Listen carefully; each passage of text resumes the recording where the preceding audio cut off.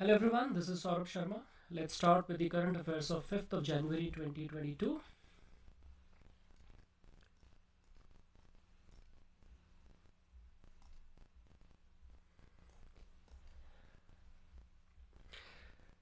The first important topic we'll be doing is Gandhiji's Naitalim and the new education policy. This Naitalim has some historical reference, so let's take a look at what is that. Mahatma Gandhi has given his scheme of Naitalim in a well-formulated approach to education in 1937 in one of his newspapers named as Harijan. It is an approach to the total personality development of the child, where the body, the mind, and the spirit was based on four basic principles. The development of this integrated three organs, that is body, mind, and spirit, three elements of human life. What are the four basic principles here? Gandhiji talked about education or learning in mother tongue language. Most important, because as you know that during that time good education or English based education was not available for all classes, and India was mostly rural and poor. Therefore, the economic opportunities were limited, and the migration was not possible for every family members from one place to another place to find work, right? So in this way, this Nai Talim, when the education was delivered in mother tongue language, then the person would integrate his elements of body, mind, and spirit and will develop skills so that he can actually earn his ajivika. Ajivika means livelihood. So that was the Gandhiji's idea of developing or making villages self-sustainable. If people do not have to leave their houses to go out for the work, that means the villages are self-capable and hence self-sustainable in functioning. So along with the handicraft work, that means the skills, work should be linked with most useful vocational needs of the locality. Now we talk about the contribution every district can do. Every district, what contribution they can do, this is what we talk about, because now the economy is integrated. Economy is integrated, and hence India's all the districts and sectors must produce and contribute towards the mainstream development. But during that time, the vocational needs of the locality, so that people can actually make their livelihood by depending on each other. That was the idea. Learning should be linked with vocational work, and work should be socially useful and productive, needed for living. Socially useful. That means the demand of the place was prime, of the locality was prime. Socially useful, and also that the social fabric is not destroyed. That means that Gandhiji's idea of socially useful means that prohibited items like liquor and other articles should not be traded or worked upon, and then the society in any manner should not be harmed due to any sort of work being undertaken by the members of the society. That was the idea. Now, this approach of work-centric education with technology accessible locally was the basic approach of Naitalim. It is essentially a mass education approach. Due to its centrality of socially useful work, and was expected to create national system of education. This Naitalim, it is talking about mass education approach that was. Now, failure of Naitalim in implementation. We are talking about from 1937 to some of immediate decades post 1947. That means decades post 1947. That why this Naitalim policy was a failure. After Indian independence in 1947, Naitalim was introduced in some states in India in primary schools. However, the knowledge-centric learning culture from textbooks and dominance of leadership educated in Western model of education did not understand this idea of creating or making villages self-sustainable and self-dependent, created during the British colonial rule, decided the policies of education. Therefore, when the mindsets who have been trained according to the Western education system, English being a prime language, it would never understand that local needs, locality, mother tongue, how it can play a substantial role in developing the primary thought process of children who will be adulting tomorrow and who will be transformed as adults and who will by attaining skills which should be attained on the basis of local climate needs, social demands, and how that will contribute back to the village economy. Rather, they actually focused on providing skills which were not useful for the locally created arenas. Rather, their skills was required at some other places where migration was needed. Therefore, villages became empty because people started migrating for the search of jobs. And when a big mass herd is going towards the areas where jobs are being provided, there the competition is not that high, the availability of work is not that high. However, the people who are demanding work becomes very high. So that means that supply is less, demand is high. That means the rates will come down. Therefore, low wages, low remuneration became the common practice, and in this way, the socially strengthened skills did not leave behind in the village area. That is why Indian villages remained poor and in poverty. That was the basic idea in this failure of Naitalim implementation. Further, the Western model of education founded on personal development, personal and competitiveness, whereas that Naitalim was mass education system, so it did not gel well with the mass education system. So personal development means skills, traits. Competitiveness means labor centric, not locally demand driven or locally demand matching.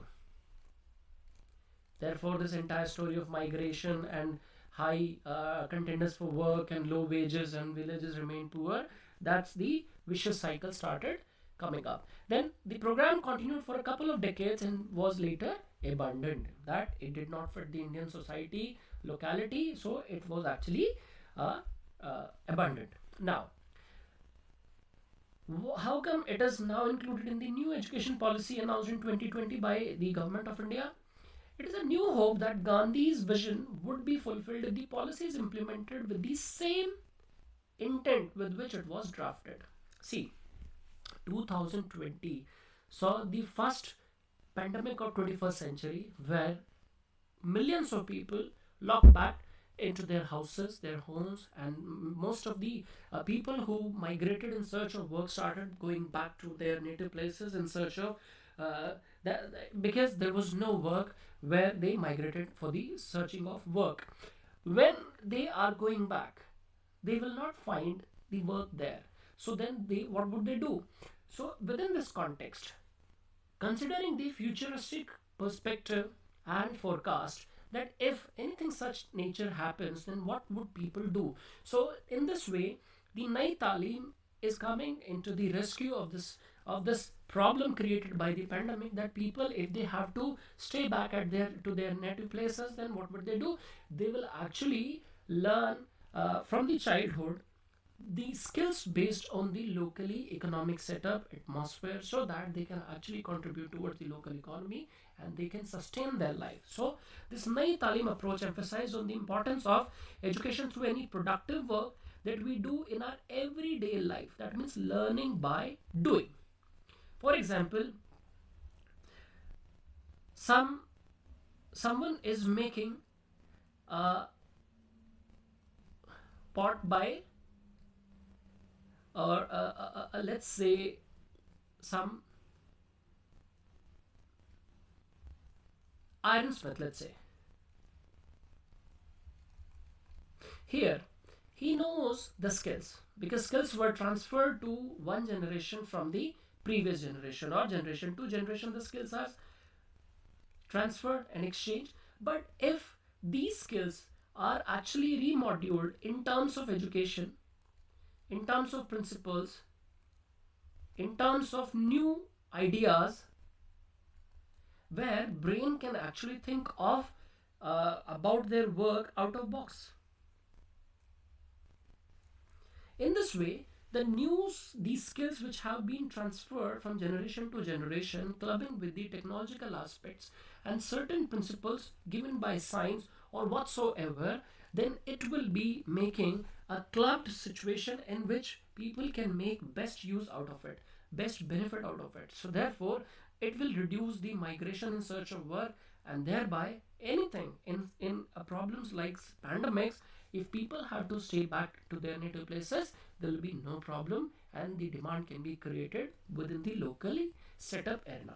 Next, the just a second, let me just erase it for making some space to look fairly and clearly.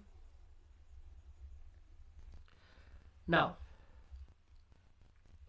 the NEP 2020, NEP means National Education Policy 2020, suggested having no hard separation of contents between curricular versus extracurricular or co-curricular, and emphasizes treating all the extracurricular subjects, yoga, woodwork, gardening and electric work, as subjects per se. That means whatever you do, you can make it a profession.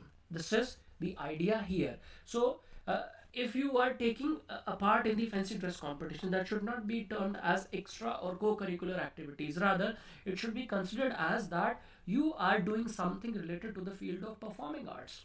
There, in this field, India is lacking behind, because performing art is a beautiful subject and a structure of course in the western region. Therefore, people are more creative out there and thinking creatively even at local level and at personal level, because they have enough of scope for exploring the prospects of occupation, profession, work and whatsoever. But in India, this separation is actually a confusing thing, and it leads to the mindset that if someone is engaging in the co-curricular activities and parents realize that he or she does not study in school, they are just wasting time, and this co-curricular activities is not going to help them in the life making. If this becomes the part of the curriculum or the syllabus, then it will actually add on to the skills building. However, it will also change the mindset of the parents. Now, Naitalim approach focused on imparting education in mother tongue, most important, because people in India, especially in southern India and northeastern part, they do not either understand Hindi or English well. They only understand their mother tongue. Especially in tribal belts, they do not even understand the state language.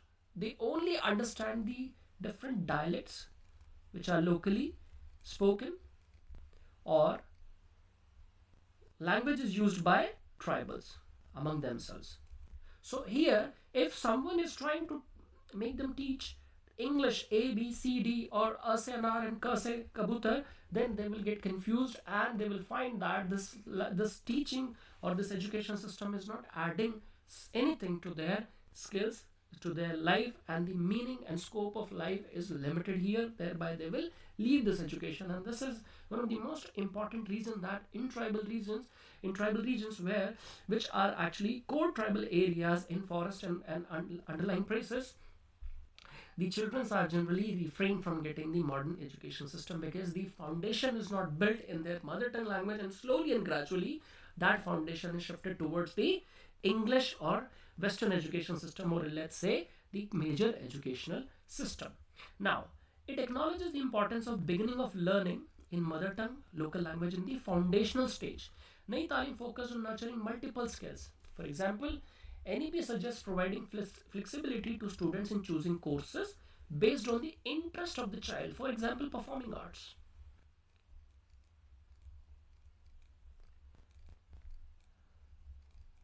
For example, mimicry. stage comedies. These are the things which actually most of the Indian children are born with. And if it is being polished, then most of us can become great in performing arts, can do well. And Indian cinematic, Indian TV and Indian media can flourish well in this way. This is what my optimistic input here. It proposes flexibility in the assessment methods used by the schools. It also proposes promoting gifted special children through different scholarship programs. That is actually making the new education policy as inclusive one. This inclusivity is an important point given in the syllabus defined by UPSC for paper 2, inclusive growth. Naitalim approach presented a concept of learning that went beyond textbooks, because so far Indian education system was considering that books are the sources of knowledge. However, we should not forget that life is the source of knowledge.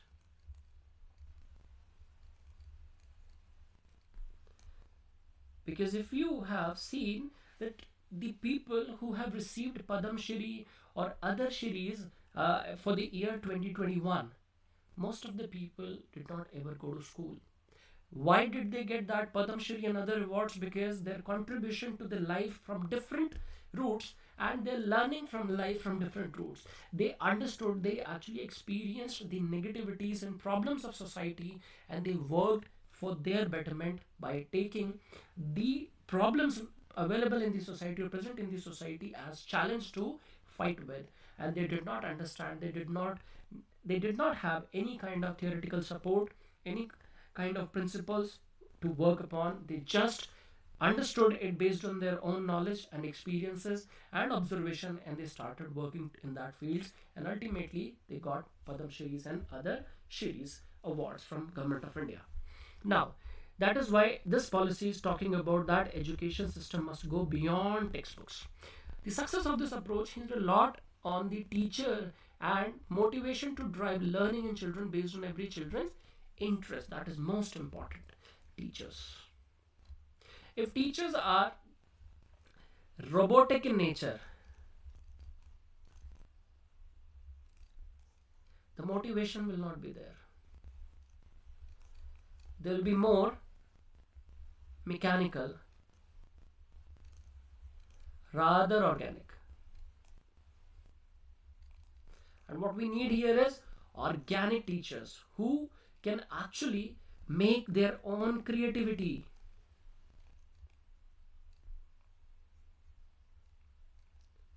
This is what expected from bureaucrats and civil society members, that you need to be creative and should think out of the box, because problem remains same, our resources remain same, but how creatively you can make the equation balance between the resources and the problems, that will create the difference.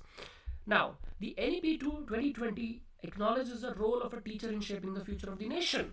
So this could be the topic for your essay. So this was Naitalim in this area. Now something about Border Road Organization, some premise point, just to take a look. What is BRO? BRO was formed in 1960 to develop, and wherever I write PT, that means it is important for preliminary test, to develop and maintain roads in the north and northeastern border states of the country for both peacetime and wartime needs. Both peacetime and wartime, always keep this in mind, because only one option can be given by UPSC, and that will confuse you and trap you down. And why north and northeastern border? Because in south and southeastern we have Bay of Bengal, so hence roads cannot be built there. Therefore it is working for the north and northeastern border. North means northwest too. Now, initially, BRO was functional under the Ministry of Road Transport and Highways, initially. But now, since 2015, it is functional under Ministry of Defense for the better coordination.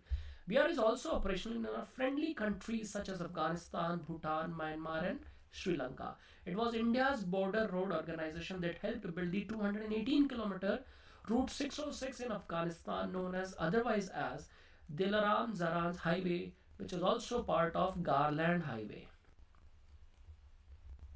Garland highway in Afghanistan that cut road travel time between Afghanistan and Iran. It was needed because we actually got Chabahar port in Iran, right? It is important for India's connectivity in the north-south transit corridor. Role of the BRO. What are the roles? Just quickly, let's take a look. In peacetime, develop and maintain the operational road infrastructure of general staff in the border areas, contribute to socio-economic development of the border states. That means it also working as the capacity building of local areas and capacity building of locals by building roads, and road means connectivity. That means reaching on time, supplies on time, and people feel that they are included in the mainstream, and hence alienation chances remains very low. Now in war, to develop and maintain roads to keep line of control through in original sectors, in redeployed sectors to execute additional tasks laid down by the government of India, contributing to the war effort, because in wartime roads are generally destroyed, attacked, and the centers are not working properly. So their prime duty during the wartime is to make and maintain that supplies through roads.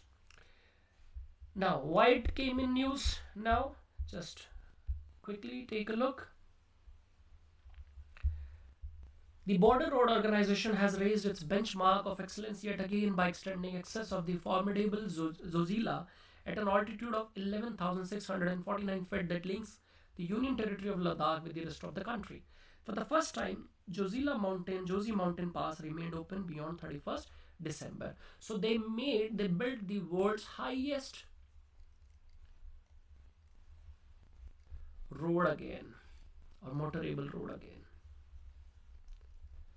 Motorable road at 11,649 feet that links the Union Territory of Ladakh with the rest of the country. The BRO achieved this feat through its frontline projects Vijayak and Beacon. They are collectively responsible. These two, Vijayak and Beacon, are projects of BRO. They are collectively responsible for maintaining the access that has strategic implications in addition to the socio-economic well-being of Ladakh. Project Vijayak, to develop road infrastructure. Vijayak means to develop road infrastructure in the unreached areas of western Ladakh region, including Zanskar Valley, to meet the strategic needs. Strategic is always means defense and security needs of the country, and to facilitate overall socio-economic development and growth of Jammu and Kashmir, specifically Ladakh. So that is why it was in the news. Now, something about Western disturbances. Important.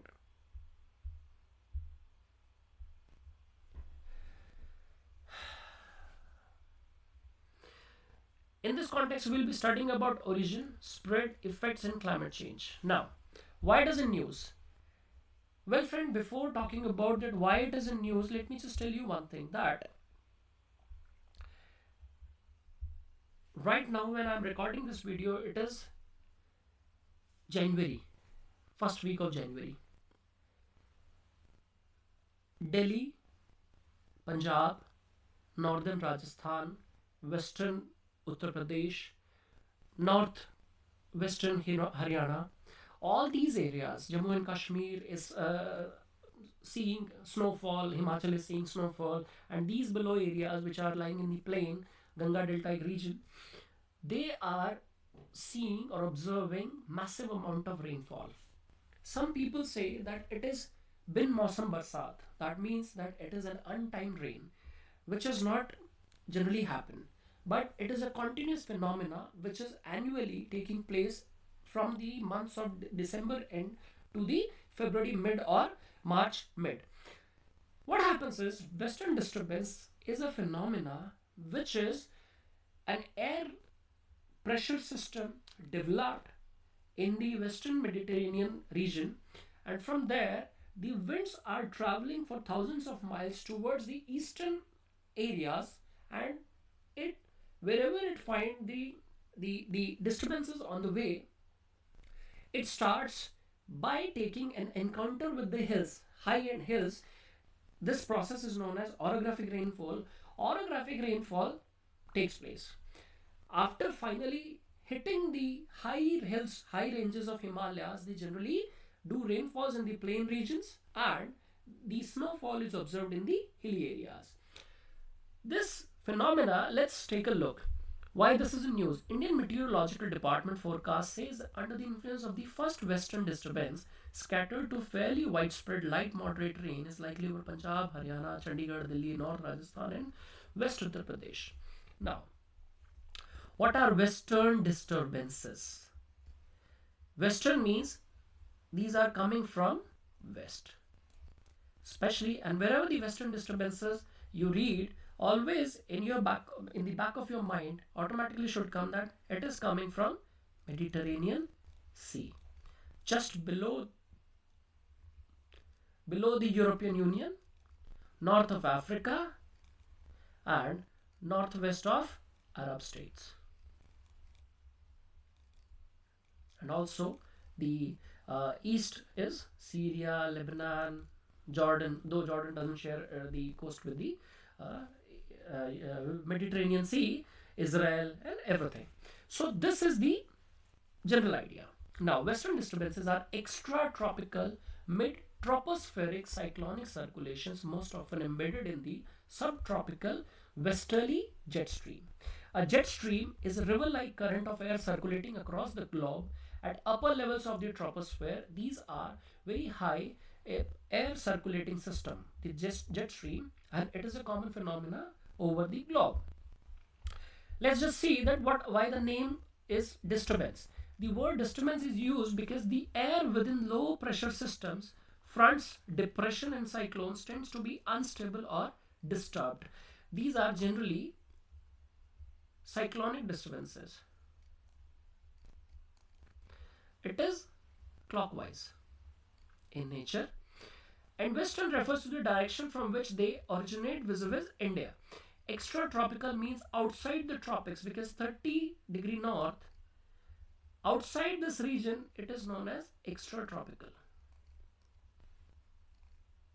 And Mediterranean region is lying between 30 to 45° north. As the western disturbance originates outside the tropical region, the word extratropical has been associated with them. Now, how do western disturbances originate? WDs are caused by pronounced temperature difference between higher and lower latitudes, the transfer and interaction of warm and cold air fronts create an area of low pressure in the mid latitudes, usually over the Mediterranean Sea. So the air, when the low pressure is built, the air from the polar regions is generally traveled to this low pressure area in the Mediterranean region, and here the clockwise air circulation system is developed, which start moving towards the eastern region. Why eastern region? Let me just tell you that there is a phenomena of, let's just take a look at this picture here.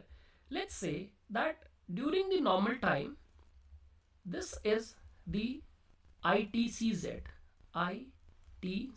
that is Intertropical Convergence Zone, which actually decides that how high the easterlies and westerlies will be flowing towards the ITCZ, because India is generally coming in the easterly region. But what happens during the period of November and December, when sun is totally shifted towards the Tropic of Capricorn, that means over Australia, New Zealand and other the Indonesian region, so this ITCZ is ultimately shifted towards south, and the area which was earlier in the influence of ITCZ or in the influence of easterlies shifted towards south. Therefore, this area is generally taken by the westerly winds. So it is the ITCZ whose presence decides that India's influence will be under the easterlies or westerlies. This is generally during this monsoon and summer, and this is during winters, because an ITCZ position is absolutely dependent upon the sun, that where the sun is. Sun during the monsoon period or the summer period is over the north, so that is why this ITCZ is shifted further north. And when sun moves towards south, so this ITCZ also moves towards south. And ITCZ shifting decides that, or let's say there is a statement you will be seeing in the NCERT books of geography, Indian climate system, that in the winters period, the area covered by easterlies is generally replaced by westerlies. Yes, that is true. So when the westerlies are taking over the north of ITCZ, which is eventually shifted towards south, the low pressure area developed here, the cyclonic conditions started moving clockwise towards the east, and whatever is coming in the way, let's say in Afghanistan, Hindu Kush is met. In the higher regions, snowfall will occur, and in the lower, in the plain areas, rainfall will occur. In Pakistan, let's say here, Suleiman Range and Kirthar Range of Trans-Himalayas is lying, so here orographic rainfall will occur. Then again, by hitting the Trans-Himalayas range, snowfall will occur in the Jammu Kashmir and high altitude areas of Himachal Pradesh and other adjacent areas, and in the plain areas of Punjab, Haryana, northern Rajasthan, western Uttar Pradesh, because there is no orographic system or mountains to provide as disturbance, here the rainfall will occur. And this rainfall we are seeing, it is the same rainfall which is because of shifting of ITCZ towards south. Now, hope you understood what is the system. So let's just take a quick look. The weather condition, when there is greater meridional, that is north versus south difference is there, temperature difference is there, the circulation depression or air depression is created, because various fronts are developed and hence this cyclonic conditions are developed. The location and intensity of the jet stream is determining factor of strength of westerlies disturbances. The amount of moisture being carried by the low pressure system from the Mediterranean Sea is also a factor that how high the rainfall will occur.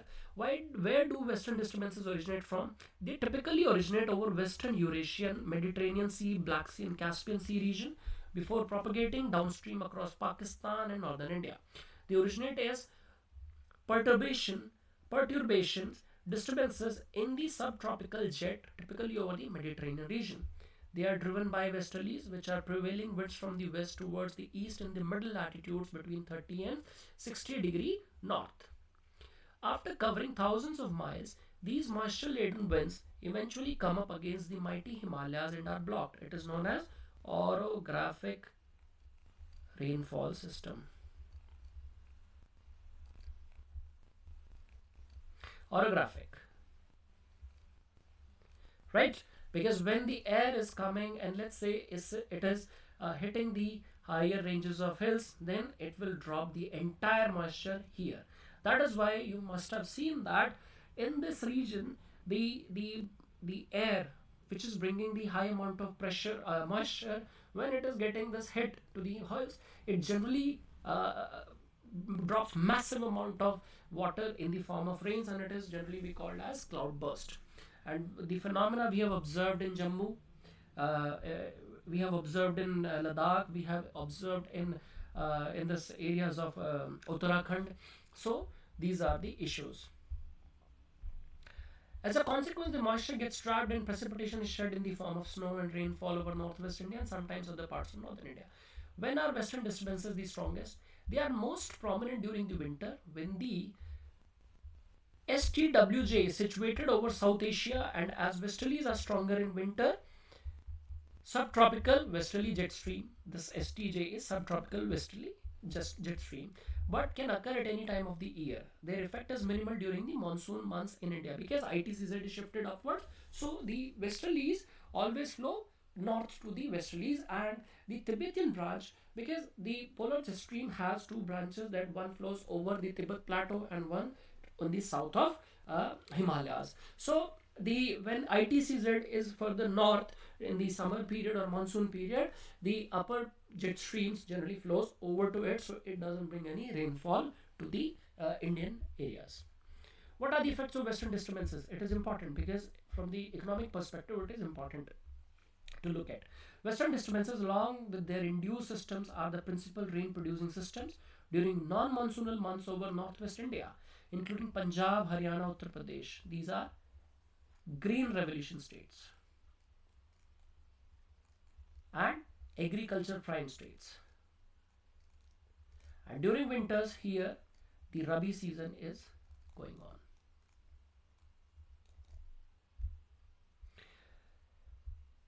As well as almost all extreme precipitation events in the region, but most rely on local sources of moisture, the Arabian Sea. Induced systems are secondary low pressure, their effect, Gangetic plains. Now, directly coming to the this is that what is the things like how the weather related phenomena and conditions are.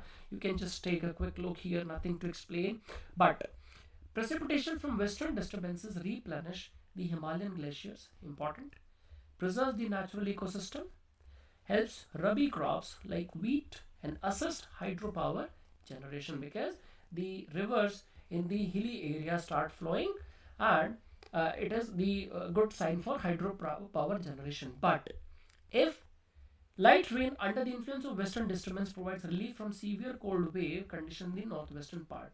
Here one thing is important to understand and notice that if western disturbances are bringing moderate rainfall, it is good for rabi crop. If it is bringing hailstorms, it will kill the rabi crop because the weight of hails actually suppress the plant of wheat by hitting directly on the bales, and it disturbs the moisture content. Hence, many issues like fungus and other agricultural pesticidal issues is generally observed in the rabi crop. Do western disturbances cause extreme weather? It depends. It is usually not associated with disasters. However, WDs had a role to play in the Leh cloudburst 2010, Uttarakhand rains of 2013, and the J&K floods in 2014 in Chenab River. In Jhelum also, the Kashmir floods we have seen. Now, WDs and climate change. The lack of data and understanding of the mechanics of WDs has also led to debates about the impact of global warming and climate change on western disturbance formation and intensity. Hence, it is a matter of study around the world. In an age where droughts, crop failure, and melting glaciers are becoming all too common, studying these linkages more closely will allow scientists to get deeper insights into western disturbances, how they may have changed over the years, and most importantly, what we can do about it. And accordingly, we can plan our agriculture pattern. Because Indian agriculture system is mostly monsoon dependent or rain fed. And if we have the accurate or near to accurate forecast of rain system in the country through northwestern monsoon or southwest monsoon, we should not say this monsoon, rather we should say is northwestern winds, because monsoon is the changing of winds.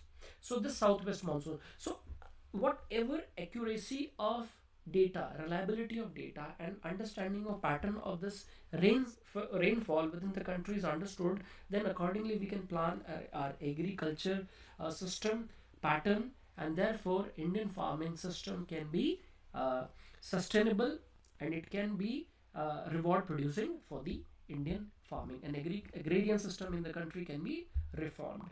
So this was about the westerly disturbances. Now, the next topic in the line is Starlink project. Important. From science and tech perspective, Starlink, wherever you read the Starlink thing Always remember that it is an initiative of Elon Musk, one of the world's richest man, billionaire entrepreneur. Elon Musk, Starlink satellite internet venture, and it is basically a LEO system. LEO means low Earth orbit satellite network. That means 550 kilometers of distance.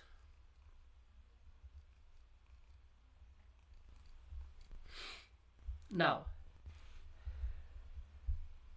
Starlink project, how it is different. The Starlink project is actually intended 12,000 smaller satellites, and it is making a web in the LEO, that means low Earth orbit around the Earth, and it will be geostationary satellites. They all will be geostationary satellites. Geostationary means that wherever the position of satellite is, according to the rotation or revolution of the Earth, the satellite moves. That is why we see that all satellites are fixed at one point of the Earth. Now in orbit, 653 out of 1200 has already placed, and needed more moderate internet coverage 800. That means as soon as the 653 is launched into 800, the moderate internet coverage will be available around the globe, and this will be a great initiative by Elon Musk for the provisions of internet around the world, because in many continents like Africa, in most of the nations, internet connectivity or basic connectivity is absolutely near to zero. Starlink is a satellite-based broadband network capable of delivering internet access to the entire globe. So it is not working for South America, North America, or any American cities. It is working for entire globe. So it is generally considered as an anthropogenic effort by Elon Musk. This broadband network is not bounded by the ground infrastructure limitations as in current broadband connection. Starlink enables video calls, online gaming, streaming, and other high data rate activities that historically have not been possible with satellite internet. Users can expect this amount of speed, which is absolutely high and good. All this is enabled by using advanced satellite in a low Earth orbit, which is known as LEO. These are LEO satellites. While most satellites internet services today come from single geostationary satellite that orbit the planet at 35,000 kilometers distance, it actually depends, or it actually changes the latency time. What is latency time? That means the system signals from your mobile, when it is sending to the satellite or server, to and fro, whatever the time is taken, this period is known as latency. So if the latency time is directly proportional to the speed or connectivity. Shorter the distance, higher the connectivity. Higher the distance, lower the connectivity. Now, Starlink is a constellation of multiple geostationary satellites that orbit the planet much closer to the Earth at about 550 km and cover the entire globe. Starlink is a low latency broadband internet system. Latency is the time taken by your internet signal to make a round trip from your device to the server and back. A so-called low latency network connection is one that generally experiences small delay. That means quick response. While a high latency connection generally suffers from long delays, that means slower connection, slower data. And the coming generation and the growth perspective of technology demands higher transmission of data. Starlink internet works by sending information through the vacuum of space, where it travels much faster than in fiber optic cable. So it is better than fiber optic cable, which are laid at the bottom of oceans, and it is the cables are laid across the world and can reach far more people and places. Starlink requires a clear view of the sky to work properly, because the Starlink satellite dish connects to the satellite directly, which Starlink describes as a single beam. So if the weather plays a very crucial role here, because if the clouds, let's say thickness of clouds actually will break or disrupt the data connectivity in this system. However, since the satellite moves, the beam also moves, and any obstruction can cause interference in the beam, consequently interrupting the internet connection. This is what is explained. This is why the company suggested that the Starlink satellite dish be installed at the highest point of elevation possible, so that the one thing, distance is reduced and the disturbances in the dish is minimized. It is also stated that those living in areas where tall buildings, poles and trees are present should not go for Starlink in the early phase. Whatever, these are just criticisms and we cannot comment on it by the time the practical results are in domain. Starlink is hoping to conquer this limitation subsequently through with the launch of more satellites for the project. Though Starlink is generally a network constellation of 12,000 smaller satellites. So it is a huge number, and I'm sure that Elon Musk, being such an efficient man, would have generally considered and thought of all these smaller hurdles. Since Starlink requires a clear and uninterrupted view of the sky to provide internet, heavy rain or wind can disrupt the connection. These are your PT points, leading to either slow internet or even outages. Outages is that connection is lost due to the position of Earth with respect to satellites or sun. So this is causing outages. On the other hand, the Starlink satellite dish has the ability to detect and melt snow falling directly on it. However, accumulating snow will cause issues and disruptions for the dish, which is why the company is suggesting installing Starlink at a location where snow buildup does not take place. So that means weather plays an important role for Elon Musk, and the global warming should not disturb the satellite project of Elon Musk, because it is a multi-million dollars or multi-billion dollars invested projects. Moreover, Starlink works by linking every satellite dish to a satellite within a designated ground area, which the company refers to as a cell. Anyways, here other competitors, yes, you should know about this. Google may be messing around with balloons, Project Loon, but Facebook is developing a satellite in-house named Athena, specifically to offer internet services to underdeveloped areas. So Google's Project Loon and Athena belongs to Facebook. So this was about your Elon Musk backed Starlink project. Now, second schedule to the Reserve Bank of India Act 1934. Why it is the news? The Reserve Bank of India has included Airtel Payments Bank in the second schedule to the Reserve Bank of India Act 1934. This is important for us, that what is second schedule. The bank can now pitch for government issued requests for proposals and primary auctions of securities and undertake both primary auctions of securities and treasury bills offered by government. All banks which are included in the second schedule to the Reserve Bank of India Act 1934 are scheduled banks. So second schedule, all the banks which are included in the second schedule are known as second schedule or scheduled banks. These banks comprise scheduled commercial banks and scheduled cooperative banks. This is important because from here PT points are coming up. Scheduled commercial banks in India are categorized into 5 different groups, and the groups are State Bank of India and other associates, nationalized banks like Canara, like PNB, like other banks which are owned by government undertakings, Bank of Baroda, etc.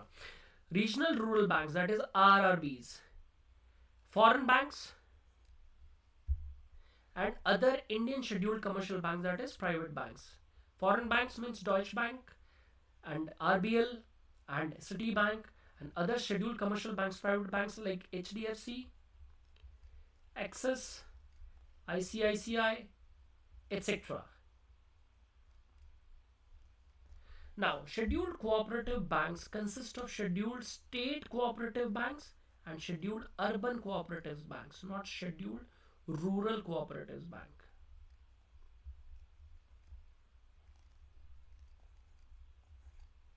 right? So you should have a clear idea that which banks or which categories of banks are coming under this scheduled commercial banks and nationalized banks and whatsoever. Now, the next topic here we will take is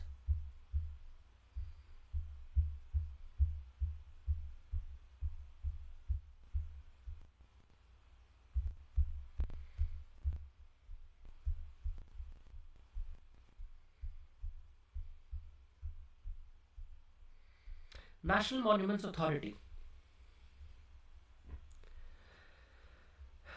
National Monuments Authority has been established under the provisions of the Ancient Monuments and Archaeological Sites and Remains Amendment and Validation Act 2010. Functions and powers of NMA, that is National Monuments Authority, includes, this is important because such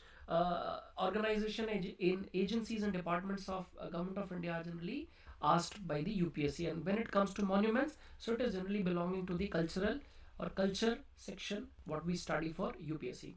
Now, the function and power of NMA make recommendations to the central government for grading and classifying protected monuments and protected areas declared as a national importance. That means it is not done by Archaeological Survey of India. Here UPSC can actually trap you in by making the statement that one of the most important function of Archaeological Survey of India is make recommendations to the central government for grading and classifying protected monuments. No, it is the work belonging to National Monuments Authority. Oversee the working of the competent authorities to consider the impact of large-scale development projects which may be proposed in the regulated areas and make recommendations in respect thereof the competent authority. The qualification of members, here it is, with proven experience and expertise in the fields of archaeology, country and town planning, architecture, whatsoever. The body constituted under the Ancient Monuments and Archaeological Sites and Remains Act 1958 by the central government. The person so appointed to function as a member, part-time or whole-time, should not be of age more than 67 years. So now UPSC has this tendency, so we should have to go by this thing. Now, multi-agency center, MAC. The center wants the state to share more intelligence inputs through the multi-agency center. So what are these multi-agency centers? Multi-agency center is a for counter-terrorism formed during the Kargil war.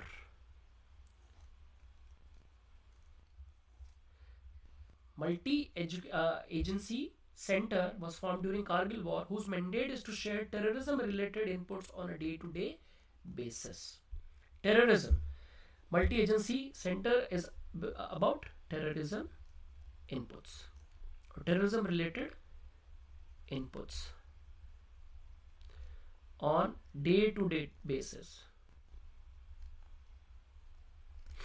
Now, MSC is a multi-agency center for counter-terrorism formed during the Kargil war, whose mandate is to share terrorism related inputs on a day-to-day basis based in New Delhi.